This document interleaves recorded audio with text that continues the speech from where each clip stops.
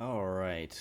I'm going to minimize that. And then I was at church a couple weeks ago, and we were doing like a little church baptism potluck sort of thing, like a lunch kind of thing like that. And during the end of it, I saw a couple young ladies who were playing chess, and I was like super like, ooh, cool. So I stood there and I watched them a little bit, and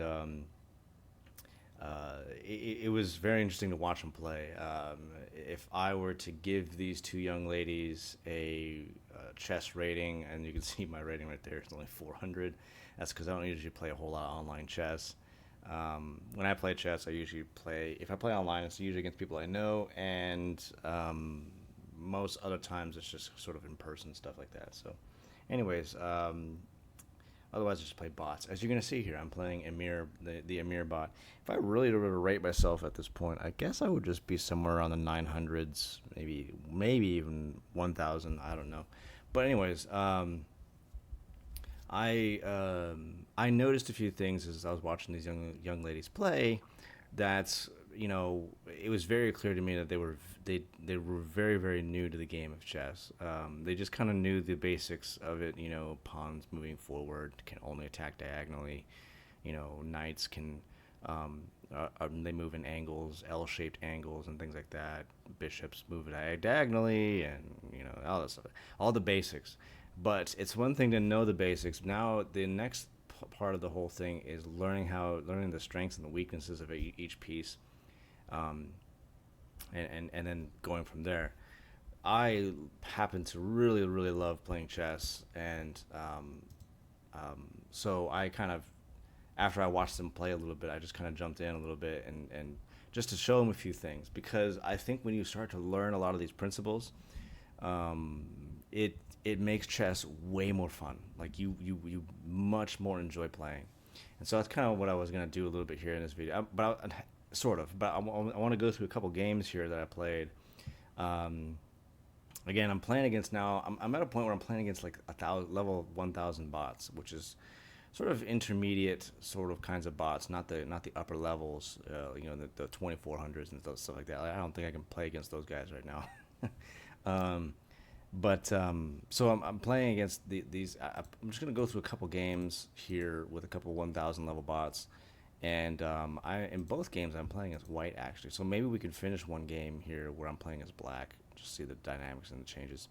All right, so obviously, what I like to start with is always a queen's pawn opening. I'm going to show you a couple some cool things that you can do when you're playing chess, um, that make it more fun. Now, just to note, what these young ladies were doing a lot of is they were pushing up just pawns, just like no tomorrow, and they were just pawns all over the place. And here's what I think is behind that thinking, because I remember this when I played chess when I was a little kid and didn't know what I was doing.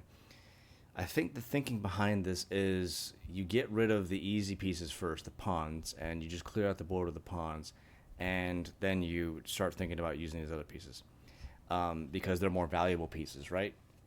Well, that's not really how you play chess, and I mean, just very straightforward there, but that's really not how it works. Yes, I mean, typically the game begins with a pawn move.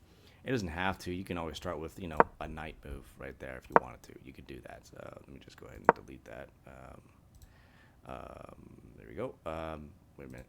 No, go back. Previous analysis. Yes, there we go. All right, so but that's not. Yeah, okay. So it's the same game. That's not really how you want to play chess. And if you want to really enjoy the game, it's not about just it's not as simple as, well, just let's just get rid of the pawns and then start looking at getting rid of the other pieces until, because both these young ladies, they told me as I was showing them a few things, they told me, yeah, the game usually just ends up with us just one piece just chasing each other around the board. And yeah, that's usually what happens when you're kind of playing. And I can't. So I just want to make sure I'm not saying this to be mean, but you're playing in a very one-dimensional kind of way. You want to.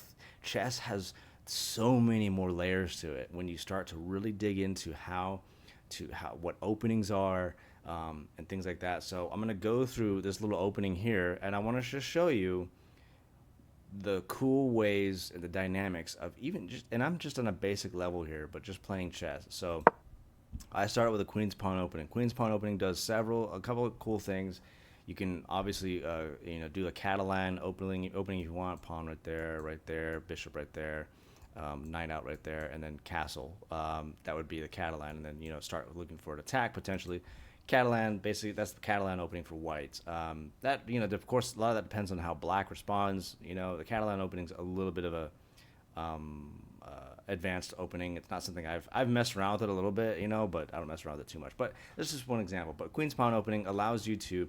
This bishop can now come out in this line right here and just look down that way. It can look down that way.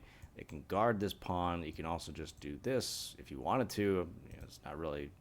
I wouldn't do that, but hey, you can do that if you wanted to. It does also pretend to offer a weakness. So if black plays this, black's next move could just check the king.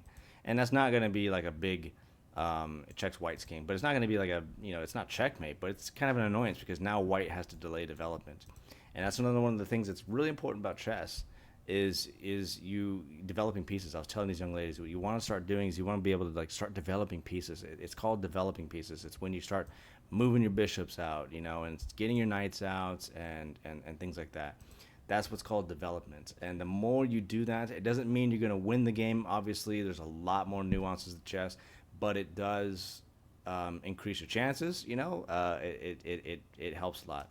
As I was telling these young ladies, one of the keys in chess is control of the center. You want control of the center of the board. So this is generally basically sort of control the center of the board, and this is like the immediate center, I guess, the core center. But so queen's pawn opening, it also grabs control of these two squares right here, prevents black's dark square bishop from moving farther than d5, if black were to do that. But all right, so black does that indeed and responds to the queen's pawn opening with his own queen's pawn opening. And right now the game is about just a slight in favor of white. So what we're doing now at this point in the game in the opening is both of us want to play another pawn in the center. Essentially, I want to do this, but if I do this, then black's going to take, and that pawn has a good position in my own territory now in the game. So this is part of what chess is about, is thinking ahead and looking at something like this and going, can I play that? That's probably not a good idea right now. So what white can do, and what I did do in this game, is I did what's called the Queen's Gambit. Queen's Gambit is, look at this pawn. I just threw this pawn away. There's nothing guarding this pawn. It's just giving him away. So black can take that pawn and with his pawn without loss of this pawn at all. It's a free pawn. But the thing about this is where the strategy comes in. If you're black, you got to think about this. It's called a gambit because it gives away a free pawn, but the purpose of it is to get black square pawn off the center of the board, and therefore over here, so that then I can play this move right here. And that's what black goes for. So now in the next move I play, so it's the Queen's Gambit accepted, central variation. So now I play this pawn, and now I've got basically some control over these squares. All these squares I've got control over. Now black can respond by attacking, and that's what he does. He attacks with a knight right here. Now, he attacks this pawn with a knight. Now, is that a good move? I typically consider these moves not great moves. I can maybe show you something, one of the things that I did with my buddy Bruce when we both played together, why I think a knight move like this is not a good move. But I'm going to go ahead and continue with my developments. I could have played this, chase that knight around, but I'm going to continue with my developments with a knight move right there, a pawn move right up here, right, like pawn move from black. Now black has the ability to get this bishop out. He could pin that bishop to, that knight to my king right there. The cool thing with pins, you can they especially pinning to the king, but also things like to the queen or any other pieces, is it really when it's pinned to when the knight's pinned to the king, the knight literally cannot move. He cannot move at all, and so you can use that to your advantage. So if the knight's typically guarding something like this, and if you were to pin that knight, this knight could then on your next move take that pawn and threaten this knight right here, or take that and then on your next move take check, and white has to respond. And again, that's some nice sharp tactics from black, because this knight would not be able to take this knight after he took this, because he would be pinned to the king by the bishop right there. So these are some tactics and stuff that you can do in chess. All right, so that pawn now is just hanging there. So I'm going to go ahead and take that with my bishop, and now this bishop's got a pretty good sight line on this diagonal right here. I could also just check if I wanted to in my next move, get back up. Just it's a pretty nice spot for my bishop. He's pretty safe right there. Now he goes ahead and goes for the fork, not the fork, the pin. Now when you see a pin like this and you're white, what you want to be thinking, and I'm playing a bot, so the bot's not really thinking. But a normal, when you're playing an actual human being and you see a pin like this with this knight sitting right here, normally that means that black may want to take this pawn and then get a nice outpost right here with this knight. I mean, that's a sweet outpost. But this is a nice outpost right here, and then he's also attacking right there. But this the center of the board here for the knights is always really, really well, unless of course they're going up against a bunch of pawns. That's when the knights aren't doing very good. But you see this from white, from black, and this typically means black's next move is preparing to attack that and then attack the knight. So you can play a couple different things if you're white. I'm going to go ahead, and what I'm going to do is, I'm anticipating this, so what I'm going to do is I'm going to guard that pawn with my bishop, retreat him a little bit. The game was like, you might have had a better move for that, but, it is what it is. But that's what I do. I do that in response to, because I'm anticipating this is going to be his next move. And so I'm discouraging that. So he does this with his queen now. This pawn is hanging. That queen can just come down and take that pawn. Sweet move. The queen can now just, she's staring down at that, and things like that. Now, but this is like usually you would think is a crazy move, but why did the game suddenly give white a huge favorability? Because in the reality, this loses your queen. It loses your queen. Why does it lose your queen? And it's the next move I play. As soon as I saw the bot do this, I just knew immediately the next move. Check right there. This is called a discover attack. It's a check, but it's also a discover attack. The reason why it's a discover attack is because what I'm doing now is I'm checking the king. The king is forced, he has to deal with the check. At the same time, look what's happening right there. My queen is staring down at his hanging queen. She's completely hanging. He blocks the check with the knight, and the knight would normally be defending the queen. However, the knight is pinned, so the knight is unable to take that once I take his queen, because he's pinned. So, again, these are some sweet tactics you can do. When you see a move like this, do this. Check. Black just lost his queen for nothing. Got nothing for it. You never want to just give up your queen. When you're giving up your queen, because she's the second most valuable piece on the board, when you give up your queen, it always has to be for a specific, particular purpose. Now this is going to get worse for black here. Because now that I'm another one of the things about chess is winning material. So right now you look down here, I'm up by 8 points. I'm 8 points up in material, and that's good for me. It's good to be up in material. All right, so now I'm gonna win this bishop. How do I win this bishop? And well, it's gonna cost me my own bishop. However, in this So what I'm going to do here is I'm going to check again, and knowing that he's just going to take my bishop. However, I get his bishop. So how do I win in this exchange? We just had an exchange that just happened right here. Well, black, I lost simply a bishop. Black loses a knight, a bishop, and a queen in this exchange. So who wins that exchange? I do. White does. So this is an example of trading material. So when you're playing chess, you're thinking about, what you want to think about is obviously sacrifices, and that's one of the things about chess is all the nuances in chess. So you need to make sure when you these rules I'm telling you and stuff, there's a lot of nuances to them. But in general, there are rare occasions where this is not true, but in general, something like what you just saw right there is a huge win for white. I mean, a massive win of material. I just took a ton of material from black. Black is now down to a bishop, a knight. He's got 2 rooks left, which is good, but it could be better. And a bunch of pawns. Okay, that's fine. But look, I got a bishop left. I got a knight left. I got my queen left, and I got 2 knights and 2 rooks. So I'm up a lot of material at this point in the game. So you're looking for trades. Sometimes you're gonna have to make trades. You got to think about those trades. I'm gonna show you an example of when I'm trading pieces. I will give up pieces in order to gain an advantage, a strategic advantage, and this is all a part of plans.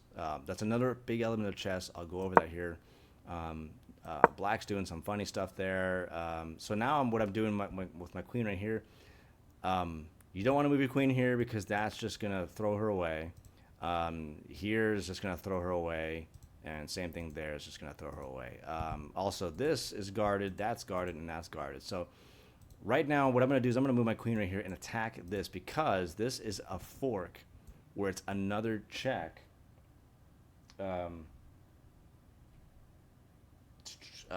It's another check, but it's a fork, and now I'm taking a rook as a result.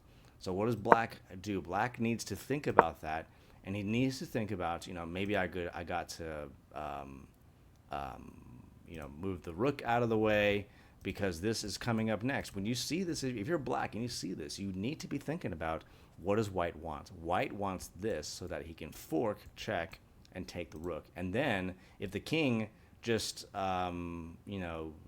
moves over this way, then I'm pinning that bishop to the king. All right, so that's what I go for. Fork. There you go. Now, this is where the queen... This is typically an area where the queen just absolutely dominates. So right now, I just took the bishop.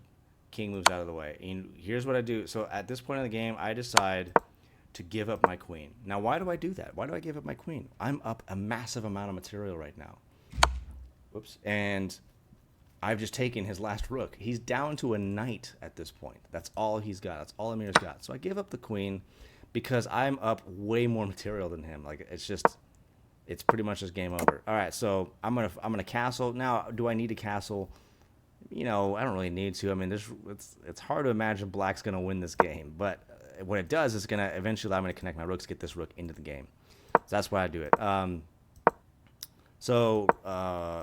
trying to remember what my plan here is. My plan here is to keep the king trapped in this little area right here, get both of my rooks out, and preparing to for the checkmate. Pin the knight to the king right here, and then if I take right here, the king cannot take back because the bishop is guarding the rook.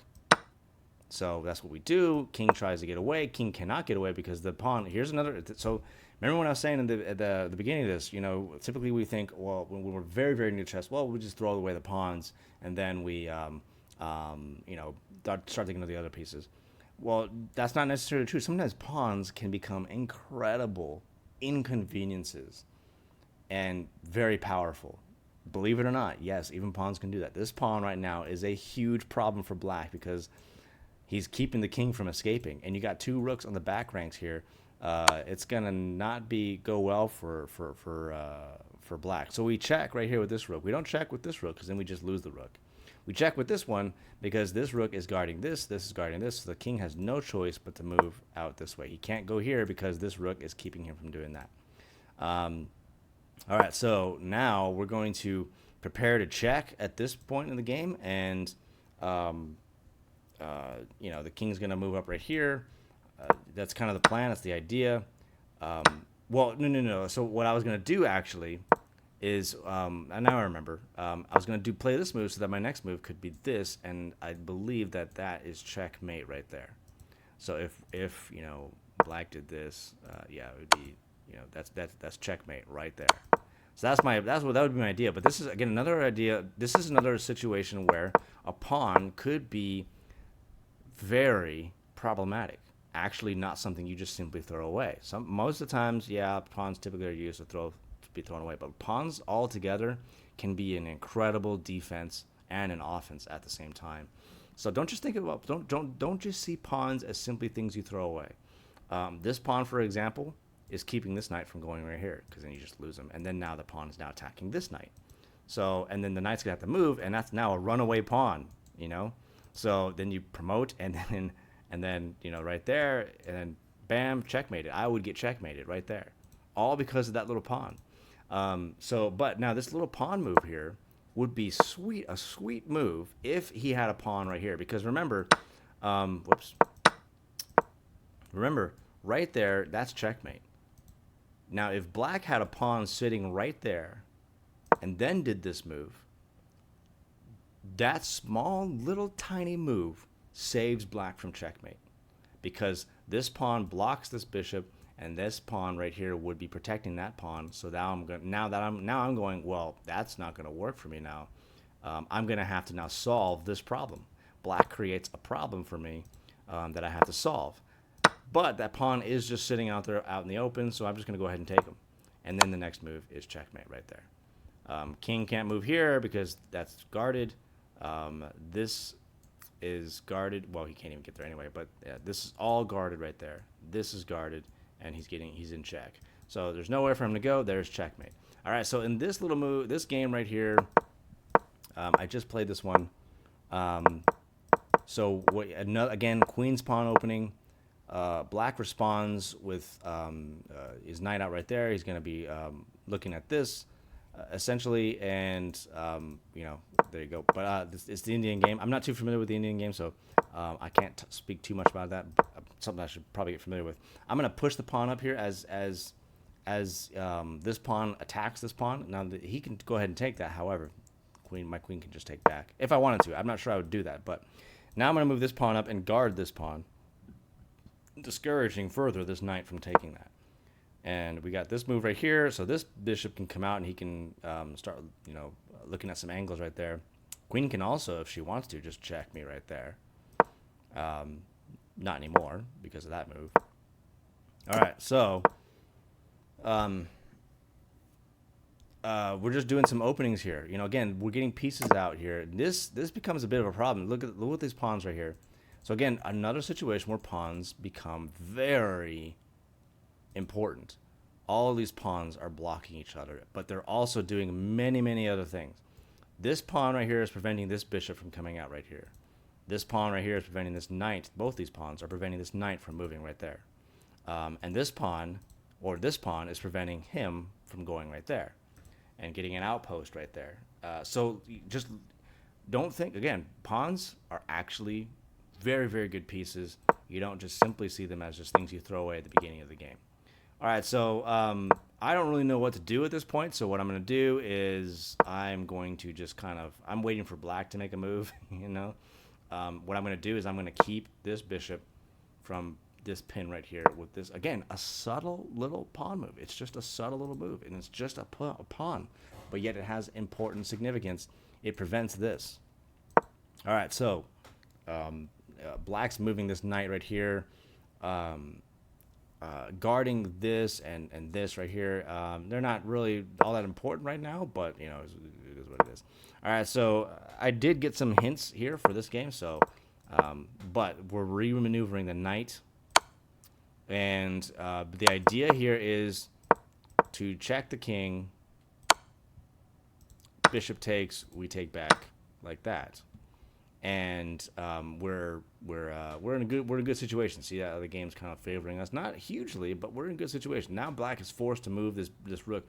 That's another one of the things of chess. In chess, you want to force your opponent to make moves. You don't want your opponent to be able to make any move that they want to make. So this move right here, this is all theory right here. This isn't actually how the game went, but this is theory. This move forces black to have to move that rook. So black would have to, let's say black's next move, what black wants to do is he wants to move his queen out to, I don't know, right there so that she can stare down at that, something like that. Let's say that's what black wants to do. Black can't do that now because he's got to deal with this. So black is forced to delay development in order to move his rook. That's what forcing moves does. But anyways, we're going to check, and black decides not to go for it, because black sees this. And now what we're going to do is we're going to get a queen out. And now, again, we are in a situation where we are forcing black to make certain moves. if I'm black right now, I'll be honest. I mean, well, that's also problematic too because then we just take right there, and then queen can take back. But that's my next move is going to be right there, and that's going to be forking the king. If the rook would take, my queen takes, and now you lose a rook. So that was a lot right there. But the point here is I've put black in a situation. The game's fairly even right now, but I put black in a situation where he's in a real bind. Maybe something like this, but then of course you lose the bishop right to the pawn right here. So I am structurally in a pretty good situation because my next move is going to fork check right there. If the rook takes, you lose the rook. So you lose a rook for a knight. You're forced to lose a rook for a knight in order to save your queen. But look at that move right there. Just like that, favorability goes my direction. Black decides not to go for it and loses his queen. And now, this is the best thing for black to do. The best thing for black to do is to trade now trade queens. However, I've given up my queen, but I'm in positionally a better situation than black is. Because, remember what I was saying earlier, when you have big exchanges like this, there's a big exchange just happened. However, who wins the exchange?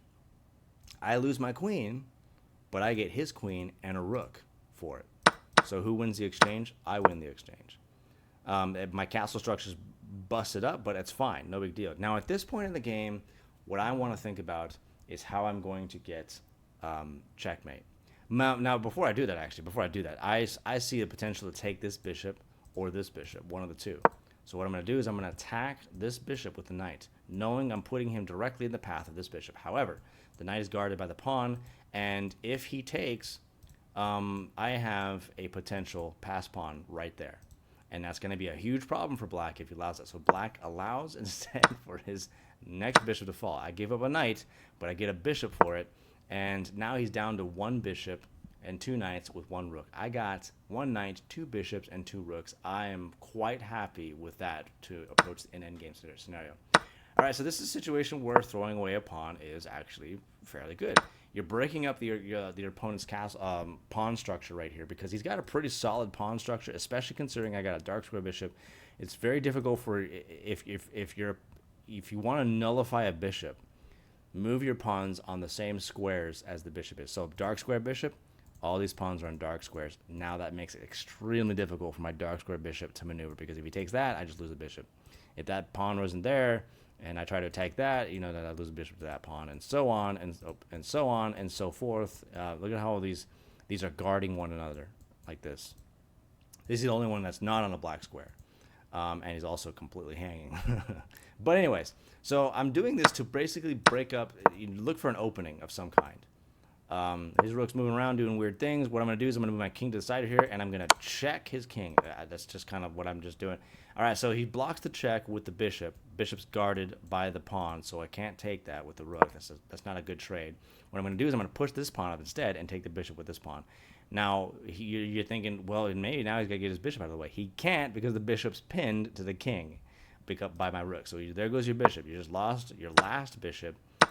You can take right there, which is not the best move because now I'm just taken back with the rook and check. King's forced into the corner right there. He doesn't have to. I mean, he can go right there if he wanted to. That's probably what I would have done. I don't know. Maybe in hindsight it might not have been a good idea. But the king in the corner like this, in a situation like this where you got a rook basically about to run free, is not a good sign if you're black. Now, once again, look at this. I just threw away a knight. Why did I throw away a knight? In order to get that. And now this entire side, that pawn structure of that black had, has been busted into pieces. Now this pawn's hanging. I can take that pawn with the bishop right there. If I wanted to, I could also just bring the rook up and attack with the rook, but it's kind of unnecessary. The bishop can just take it really quickly, and the bishop is able to kind of sightline some areas here, which is always nice. He moves a knight to attack this bishop. I'm not sure I'm ready to give up that bishop right now, so I'm going to move him out of the way. I'm also going to get ready because this rook moves right there, and he can break through right at this point. So what I want to do, and I didn't see it immediately, and I was like, oh, snap, I missed it. I was like, oh, he's going to come down and take that. And, it's not going to be a huge problem. However, that would be pinning this bishop to this rook. If for example, black... So one of black's moves is this. If black does this, this can be problematic for me because if I go for this, then black will just take that right there. And now, look at that. Look how much material he's gained back suddenly. So that would be not fun. That would not be good for me. These are things when you're playing chess you want to think about. When you're black, you're in defensive mode right now when you're black. And so what do you do for defense? You look at weaknesses. You find weaknesses. That's a weakness right there. And so you take that, and now you're pinning right there. Now, it would be stupid for me to reply to with this because that's just going to do this and now pin that. And the next move is a check. It's not checkmate, obviously, but black is going to make it very difficult for white. Yeah, so if we do this, black's next move is to take the rook right there. And that would be problematic. And then, of course, if this knight was something like right here, this knight could take, and then on the next move, could do this, fork these two pieces, assuming that, I wouldn't just do that, which I would. Anyways, so those are things you want to look for. All right, so, but now I see it. Now what I'm going to do is I'm going to move this bishop up, and now I'm going to guard this. So black missed his opportunity to bust through right there and create some problems for me. So he missed the opportunity, and now he's not going to get it back. So now this bishop is guarding that pawn.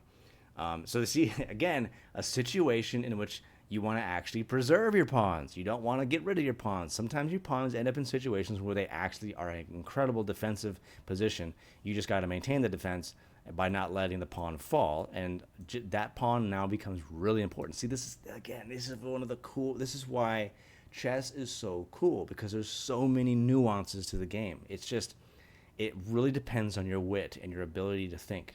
All right, so here comes this. He's attacking both this pawn. He could go ahead and take that. That would be problematic, but I'm more concerned with this.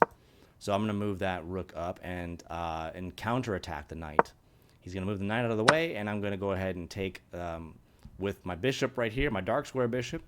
I'm seeing checkmate at this point, and we're getting ready to do that. Now he's attacking my rook, and so I move the rook. And what I'm doing here is I'm offering a rook trade. Now, if you're black, you probably don't want to do this. If you're white, it can be, that was interesting. If you're white, it can be a bit of a problem. But right now, again, I'm up a lot of material, so I can afford to trade one rook because I still got one rook left, and I can still checkmate him with one rook. I can also, pass pawn right there. So what he does is he lets his rook just go ahead and fall. His rook's now hanging, and that's check right there. And now he's going to counterattack the rook. I'm going to move the rook down and attack. He cannot take the rook because the rook's guarded by the bishop. What I'm trying to do at this point in the game is I'm trying to get this king, force him into the corner so I can checkmate him. So what I'm going to do here is I'm going to move this bishop out. I don't have to worry about protecting that pawn anymore. His last rook is gone. So what I'm going to do here is I'm going to move this bishop here so the king can't move down here at all. Can't move anywhere here. The only place he can go, he also can't move here. So the only places he can go is and this is guarded as well, so he can only go this way. That's it. That's all he can do.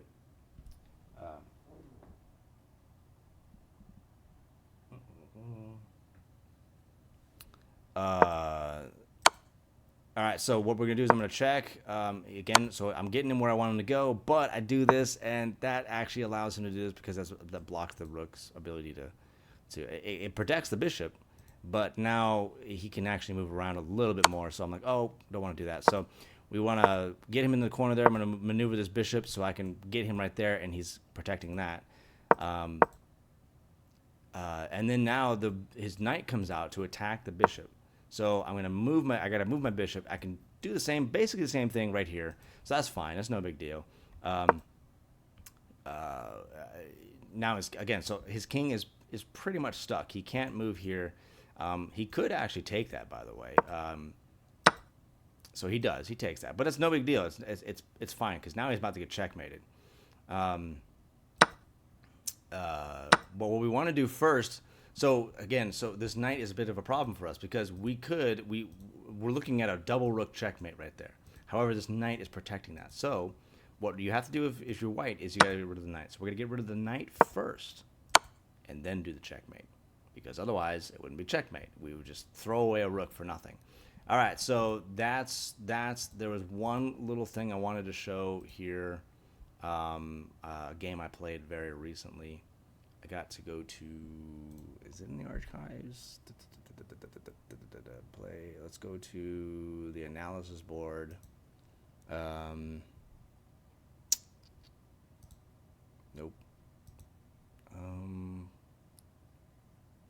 Is it setup position? No. Man, I always forget where this is. um,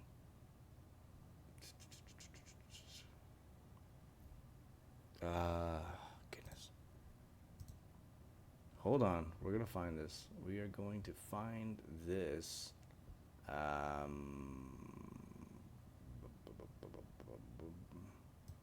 Is it? No.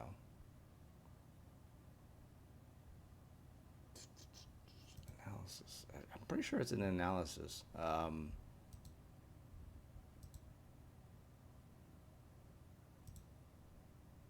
Nope. Not that one. Goodness, I can't. No.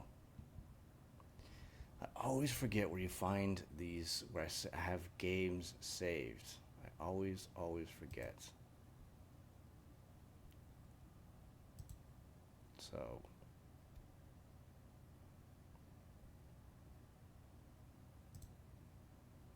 Mm.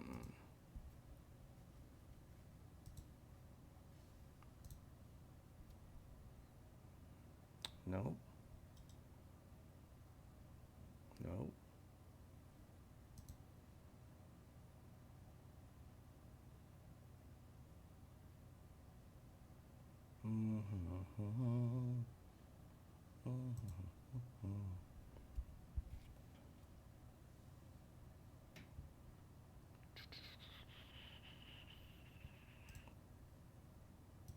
Oh my goodness. I really apologize for this. I can never.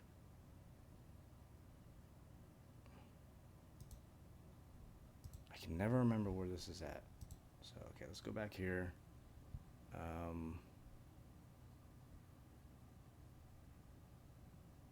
was it? Okay, yeah, now I won.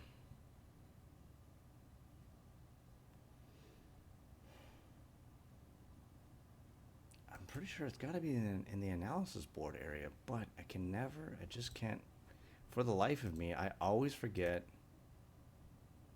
where, um, where you put imported games that you've saved. I always forget, um, where they're at. So the only thing I can think of at this point is because I still have the game on my phone where I played it. Okay, so I'm not even going to do the whole game anyway. So we're not going to go through the whole thing. So I'm just going to show you, again, some traps. Okay, so started with this right here, Queen's opening right there. Let's just put it down. This. I can't believe I cannot remember. Man, it's bugging me now. It really is bugging me. Oh, it's right here. Yes, library. Oh, no, saved analysis. This is the one. This is the one. Okay, flip it over because I actually did play as black for this one. All right, so we're gonna go back here. I'm gonna show you a little trap. So we got black's queen right here. He's I mean white's queen. Sorry, my queen hasn't moved yet. I haven't moved my queen at all. All right, so if you're black, you're going, okay, what's a way I can try to get that queen? Think about this. Both these two are on the same dark squares in a close proximity to one another. That usually means it's a potential fork right there. However, if I go for this fork right now, he can just remove that. And that's just a wasted knight. But when he does this, now we have an opportunity. But again, not so fast, because if we do this, white can just take that, and we'll just take it back. But it's kind of a wasted opportunity. So what you do first is you attack the knight. So this is what you have to do. This is what's called planning. Again, if you go back here to this game that I just showed you that I won, this is what's involved in planning. My plan is to checkmate the king and keep him in this area right here, and checkmate him in that area. So when I see black make moves that make that difficult, like this, the knight move right there, okay, I'm going, all right, so there we have the opportunity. I see the checkmate right there, but I got to get rid of the knight first. So what I do is I push the pawn up, either discouraging the knight and causing the knight to move away, or I'm going to take the knight. And then on my next move, I'm going to checkmate. That's the plan. So you need to have plans, okay? So not all plans are just directly involve checkmate.